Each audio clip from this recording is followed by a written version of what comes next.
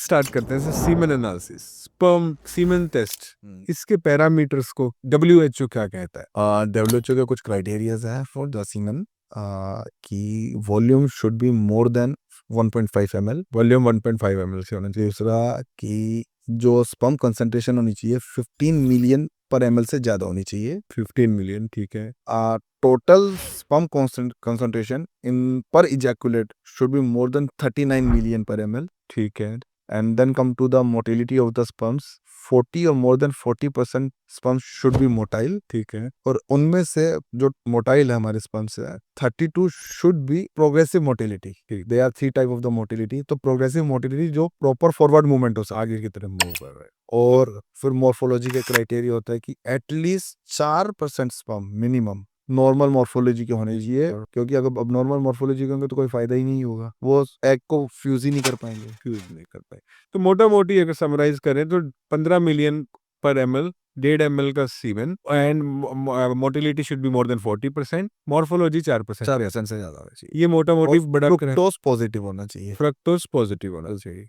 Sir, एक semen analysis कराने का कोई मतलब डे है कि मतलब कितने दिन के एब्स्टिनेंस के बाद? हाँ, पहले जो था क्राइटेरिया तो वो 3 दिन के होते थे कि 3 दिन का abstinence from any kind of the sexual activity, either the intercourse और द मैस्टरबेशन। आपको इजैकुलेशन नहीं करना है? हाँ, इजैकुलेशन नहीं करना है। अब वो घट के 1 हो गई है एक हो गई। कि at least 1 day of the abstinence होना चाहिए। एक दिन। बहुत ज्यादा पुराना टाइम भी नहीं होना चाहिए, बिकॉज पूल्ड स्पर्म सीमन होता है उसकी क्वालिटी खराब होती है। ठीक है। So we told to our patients कि भाई do your activity, then take a 1 day rest and then give the sample after the 1 day of the abstinence. तो सर, ये 3 टर्म्स हैं, एजियोस्पर्मिया, ओलिगोस्पर्मिया एंड एस्थेनोस्पर्मिया। ये तीनों एक्सप्लेन कर लिए। Oligospermia, हाँ। जब हमारे स्पर्म्स की काउंट 15 मिलियन पर ml से कम हो जाती कम है हो जाती है तो उसे ओलिगोस्पर्मिया बोलते हैं। ओलिगोस्कोपर। And it is also divided in 3 category, mild, moderate, severe. ठीक है। माइल्ड होता है 10 to 15, हाँ। मॉडरेट 5 to 10 और सीवियर लेस देन 5 मिलियन पर ml। बराबर। ठीक है। अब आता है आपका एस्थीनोस्पर्मिया। हाँ। When the motility of the sperm is poor, the sperm have the progressive motility less than 32% and the total motility less than 40%, 40%। then it is the asthenospermia. And the agiospermia is the absence of the sperm। Sperm है ही नहीं। है, sperm है ही नहीं। Perfect. अब इसके बाद sir एक high and आता है DNA fragmentation, sperm DNA fragmentation, DNA fragmentation index, जिसमें डीएनए इंटैक्ट नहीं होता, फ्रेगमेंटेड होता है स्पर्म का। वो is there anything? This is ये हम यूज करते हैं इनफर्टिलिटीज के जो पेशेंट आईवीएफ के लिए देख रहे होते हैं, तो जिसमें मॉर्फोलॉजी खराब होती है, तो उनके लिए ये डीएनए फ्रेगमेंटेशन इंडेक्स है, तो ये देखा जाता है उन पेशेंट्स में, उन सबसेट ऑफ द पेशेंट्स के अनुसार। सो ट्रीटमेंट ऑफ ओलिगोस्पर्मिया, क्या ट्रीटमेंट है sir? Treatment of oligospermia, oligospermia में सबसे पहले हमें रूट कॉज जानना जरूरी होता है। What are the root causes? कि पेशेंट्स के कुछ टेस्ट होते हैं वो कराए जाते हैं कि पेशेंट ओलिगोस्पर्मिया के साथ साथ अगर पेशेंट को डिक्रीज लिबिडो है, इरेक्टाइल डिसफंक्शन भी है, तो maybe because of the low testosterone in the body, then we have to do the test serum testosterone and the FSH कुछ टेस्ट होते हैं, तो हम ये पता करते हैं पेशेंट का। दूसरा, अगर टेस्टोस्टेरोन की कमी की वजह से है तो फिर हम उसका रिप्लेसमेंट थेरेपी होती है वो दी जाती है। मॉडर्न सर, ये जो न्यूट्रास्यूटिकल्स हैं उनका क्या रोल उनका है? क्या, आजकल जो हमारे ओलिगोस्पर्मिया का बड़ा कारण पुअर लाइफस्टाइल भी है। उसमें स्ट्रेस है, smoking, one of the most common risk factor right now जो बढ़ता जा रहा है। ठीक है। इनफर्टिलिटी के लिए, इरेक्टाइल डिसफंक्शन के लिए, ओलिगोस्पर्मिया के लिए, और infertility both in male and the female.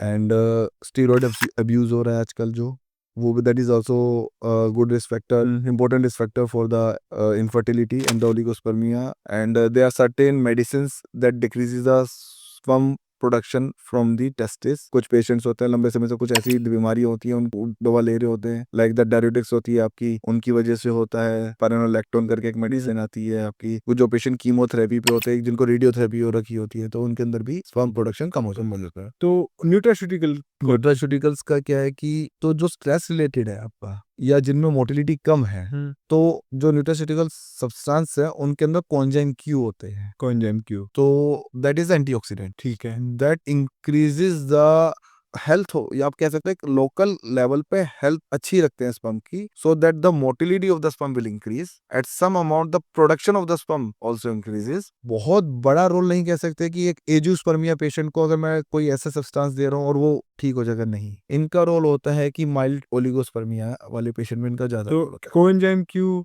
L-arginine L-arginine, ये सारे और सर जो थोड़े से आयुर्वेदिक हर्ब्स हैं जैसे कि ट्रिबुलस, अश्वगंधा, अश्वगंधा, कार्निटीन करके ये सारे पॉच जो बीन, बिल्कुल मखाना, ये सारे ये सारे this they increases the motility, motility they increase the overall sperm's health, sperms health, so that will increase the chances of a fusion with the egg. Act pregnancy rate बढ़ जाता है, आपकी मोटिलिटी ठीक बढ़ जाती मोटिलिटी है, बढ़ेगी तो स्पर्म्स के फ्यूज होने के चांस बढ़ जाएंगे, तो आप अपनी प्रैक्टिस में यूज करते हैं। करते हैं मतलब जो ओलिगोस्पर्मिया जो माइल्ड होते हैं patient up to the moderate, not in the because इनका सीवियर और एजियोस्पर्मिया के अंदर कोई रोल नहीं होता। हाँ हाँ हम ऐसा नहीं मान के चल सकते कि जो सीवियर बहुत ही कम बन रहे हैं या फिर एजियोस्पर्मिया बन ही नहीं रहे हैं उसके अंदर ये जादू कर देंगे और ये आपका स्पर्म प्रोडक्शन बढ़ा देंगे।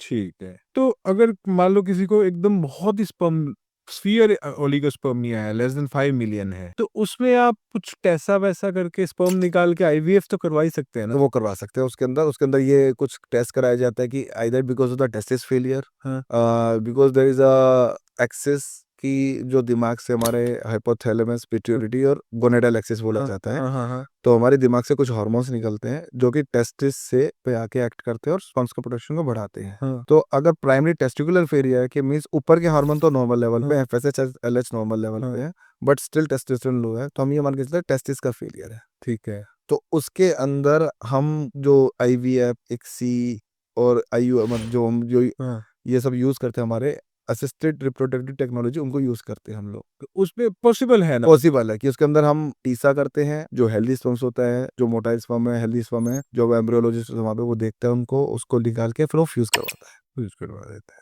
परफेक्ट। तो ये और कुछ लाइफस्टाइल से हेल्दी स्पर्म रखने के लिए lifestyle changes. Eat healthy, eat healthy, proper sleep, ठीक है। Avoid smoking, smoking, alcohol, alcohol, recreational drug abuse ठीक है। लाइक द कोकेन, मैरिजुआना, हाँ और जो लोग लोकल हीट की जो कॉर्पोरेट के लोग हैं अपने लैपटॉप को लैब पे रख के काम करते हैं लंबे समय तक, तो जो उसकी हीट होती है लोकल लेवल पे नीचे स्क्रोटम पे जा रही होती है। ठीक है। हमारे जो स्क्रोटम का टेम्परेचर नॉर्मल बॉडी से 2 डिग्री कम होता है, कम होता है। तो अगर आप उसको रेगुलर इतना एक्सपोजर कर रहे हो हीट का, तो that also decreases the sperm production, वो सब चीजें। और जो लोगों को प्रोलॉन्ग दिन में काफी समय तक हॉट बाथ लेने की आदत है उनके अंदर भी ये रिस्क फैक्टर देखा गया है।